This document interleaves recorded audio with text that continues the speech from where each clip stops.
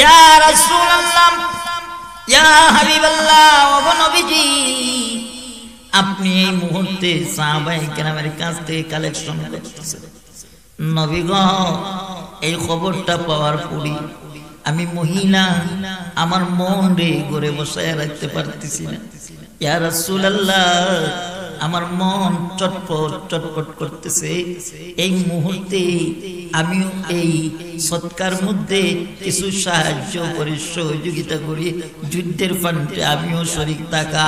ওগো নবীজি, আমি আমার সমস্ত ঘর খোঁজাখুঁজি করছি, কিন্তু নবী গো, এই মুহূর্তে যে কোনো কিছু দিব, নবীজি আমার ঘরের মধ্যে কোনো কিছু নাই।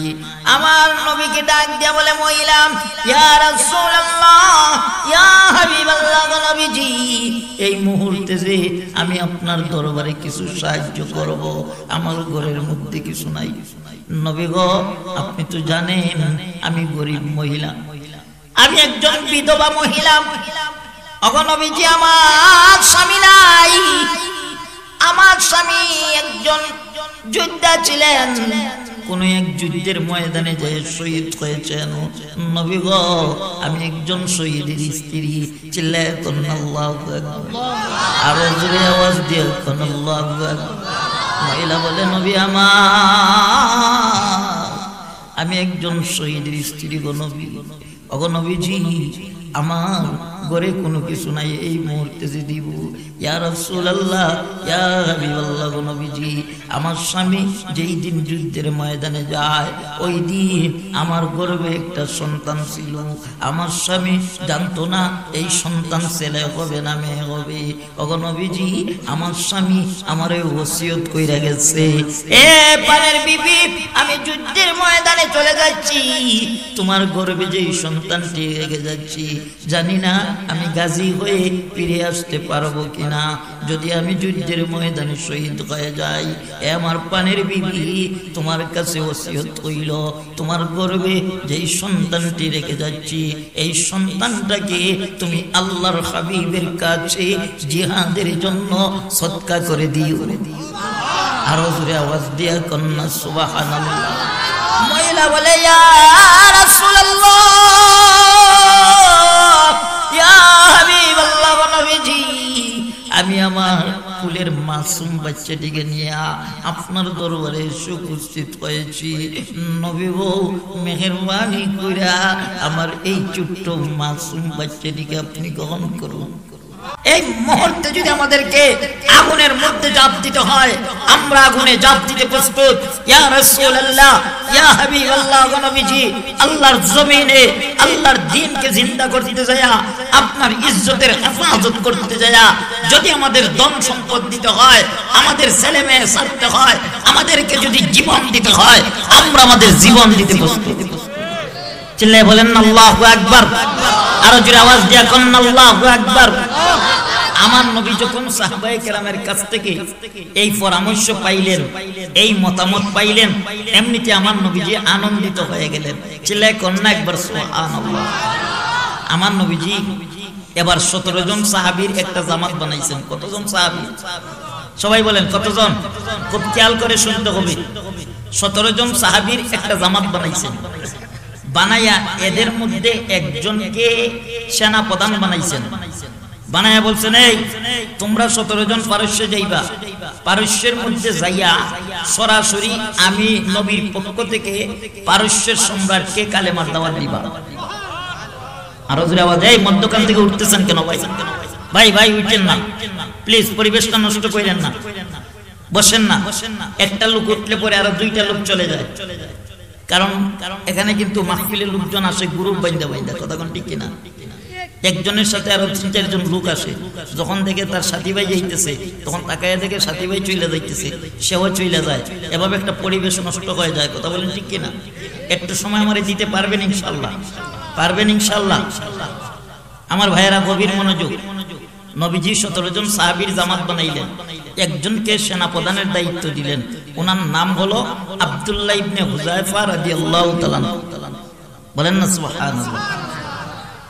দেখেন, চিন্তা করেন, মাত্র 17 জন সাহাবী পাঠাইছেন, পারস্যের বিরুদ্ধে পাঠাইতেছেন, অথচ তারা হুমকি দিছে সরাসরি এসে মক্কা নগরীতে আক্রমণ করবে। এই হুমকির মোকাবেলা আমার নবীজি কতজন সাহাবী পাঠাইতেছেন বলেন না? কতজন? 17 জন সাহাবী। খুব মজার কাহিনী শুনেন, দিলের কান লাগায় শুনবেন, ঈমান তাজা হবে আমার ভাইয়েরা। তো নবীজি এভাবে 17 জন সাহাবীর জামাত বানাইয়া একজনের সেনাপ্রধানের দায়িত্ব দিয়া আমার নবীজি মনে মনে ভাবলেন, যেহেতু এরা অনেক দূর যাইবে, যাইতে রাস্তাঘাটে অনেক টাকা পয়সা খরচ হবে, যাতায়াত অবস্থা, হ্যাঁ যাতায়াত খরচ লাগবে, এদের খাবার দাবারের জন্য কিছু টাকা পয়সা লাগবে। তখন নবীজি যুদ্ধের ফান্ডের কাছে গেছেন যে এদেরকে কিছু দিবেন এখান থেকে। যুদ্ধের ফান্ডের কাছে গিয়া দেখেন যুদ্ধের ফান্ড একেবারে খালি, একটা টাকা পয়সা নাই। তখন নবীজি সমস্ত সাহাবায়ে কেরামদেরকে ডাকলেন, ডাইকা বললেন, সাহাবীরা রে শোনো, যুদ্ধের ফান্ড একেবারে খালি, একটা টাকা পয়সা নাই, তোমরা যে যত পারো এই মুহূর্তে যুদ্ধের ফান্ডে জমা দাও। চিল্লায়ে বলেন না সুবহানাল্লাহ।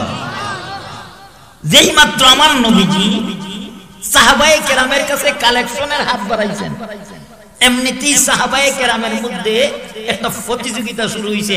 একজন দাঁড়ায় কই, ইয়া রাসূলুল্লাহ আমি 100 দিরহাম দিব।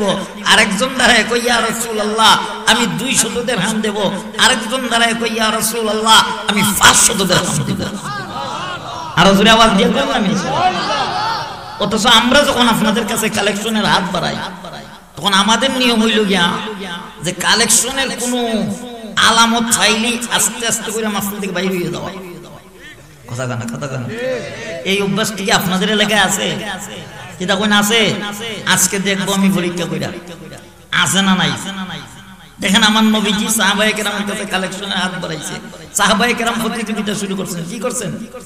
প্রতিযোগিতা শুরু করে দিয়েছেন। এই কালেকশনের মধ্য দিয়া হঠাৎ করে দেখা যায় একটা মহিলা ছোট্ট একটা মাসুম বাচ্চা কোলে নিয়ে আস্তে আস্তে করে সাহাবায়ে কেরামের মজলিসের দিকে আসতেছে।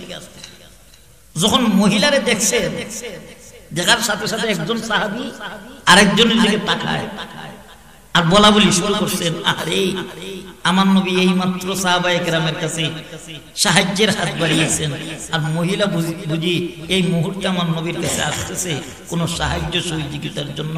কারণ আমার নবী যদিও গরিব ছিলেন, কিন্তু নবীজির কাছে কোন ভিক্ষুক আসলে নবী খালি হাতে ফিরিয়ে দিতেন না। আরো জোরে আওয়াজ দিয়ে কোন নবীজির কাছে মানুষ আসতো, আইসা কইতো, ইয়া রাসূলুল্লাহ ঘরে খাবার নাই, খাবারের ব্যবস্থা করে দেন। এভাবে বলতেন। এখানে দেখেন, আমার শ্বাসকষ্ট হচ্ছে, এই মাইকে প্রচুর শ্বাস টানতেছে। আমার ভাইয়েরা গভীর মনোযোগ লক্ষ্য, এভাবে কি আপনাদের কষ্ট হয়? বুঝতে কি অসুবিধা হইতেছে? আমার ভাইয়েরা গভীর মনোযোগ লক্ষ্য করেন, গভীর মনোযোগ লক্ষ্য করেন, দিলের কান লাগায় শুনেন। মহিলাটা আস্তে আস্তে করে সাহাবায়ে কেরামের মজলিসের দিকে আসছে। সাহাবায়ে কেরাম বলা বলি শুরু করছেন যখন, তখন আমার নবীজি বুঝতে পারতেছেন সাহাবায়ে কেরামের আলামত। বুঝার সাথে সাথে নবীজি কয়, এই সাহাবায়ে কেরাম মহিলাকে আমার কাছে আসতে দাও। মহিলা আস্তে আস্তে করে আমার নবীজির কাছে আসছে।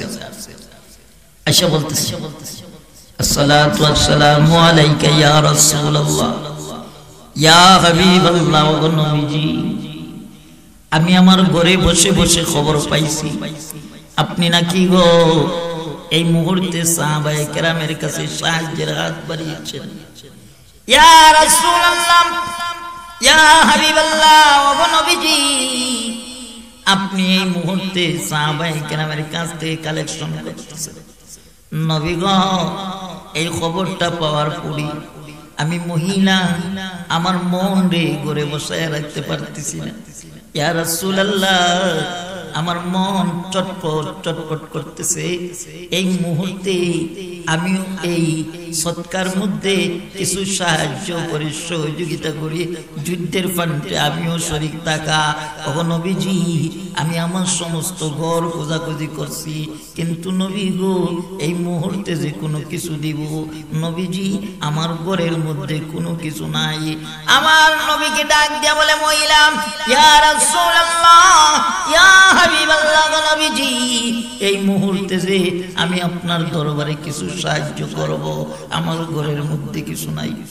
নবী গো আপনি তো জানেন আমি গরিব মহিলা, আমি একজন বিধবা মহিলা, ওগো নবীজি আমার স্বামী নাই, আমার স্বামী একজন যোদ্ধা ছিলেন, কোন এক যুদ্ধের ময়দানে যে শহীদ হয়েছেন।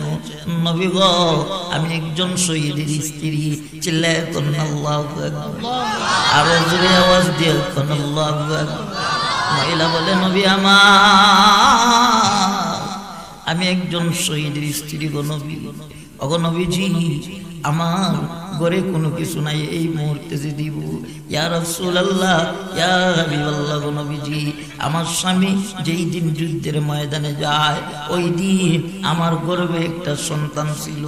আমার স্বামী জানতো না এই সন্তান ছেলে হবে না মেয়ে হবে। ওগো নবীজি আমার স্বামী আমারে ওসিয়ত কইরা গেছে, এ পানের বিবি আমি যুদ্ধের ময়দানে চলে যাচ্ছি, তোমার গর্ভে যেই সন্তানটি রেখে যাচ্ছি জানি না আমি গাজী হয়ে ফিরে আসতে পারবো কিনা। যদি আমি যুদ্ধের ময়দানে শহীদ হয়ে যাই, এ আমার পানের বিবি তোমার কাছে ওসিয়ত হইল, তোমার গর্ভে যেই সন্তানটি রেখে যাচ্ছি এই সন্তানটাকে তুমি আল্লাহর হাবিবের কাছে জিহাদের জন্য সদকা করে দিও। আরো জোরে আওয়াজ দিয়া কন্যা সুবহানাল্লাহ। মহিলা বলে ইয়া রাসূলুল্লাহ ইয়া হাবিবাল্লাহ নবীজি আমি আমার ফুলের মাসুম বাচ্চাটিকে নিয়ে আপনার দরবারে এসে উপস্থিত হয়েছি। নবী গো মেহেরবানি কইরা আমার এই ছোট্ট মাসুম বাচ্চাটিকে আপনি গ্রহণ করুন। আমার নবীজি ডাক দিয়া বলতেছে মহিলা ও মহিলা তোমার এই বাচ্চা তো যুদ্ধের ময়দানে কোনো কাজে আসবে না, সে তো যুদ্ধের ময়দানে যাইয়া তীর চালাতে পারবে না, গোলা বারুদ চালাতে পারবে না, কাফের বেঈমানের মোকাবেলা করতে পারবে না। এ মা এই বাচ্চা নিয়ে তো যুদ্ধের ময়দানে কোনো কাজে আসবে না। মা গো সন্তানটারে বাড়িতে নিয়ে যাও, যখন বড় হবে তখন যুদ্ধের জন্য সন্তানকে আল্লাহর রাস্তায় সাহায্য করে দিও। মহিলা এবার কান্দে আর বলে ইয়া রাসূলুল্লাহ ইয়া হাবিবাল্লাহ নবী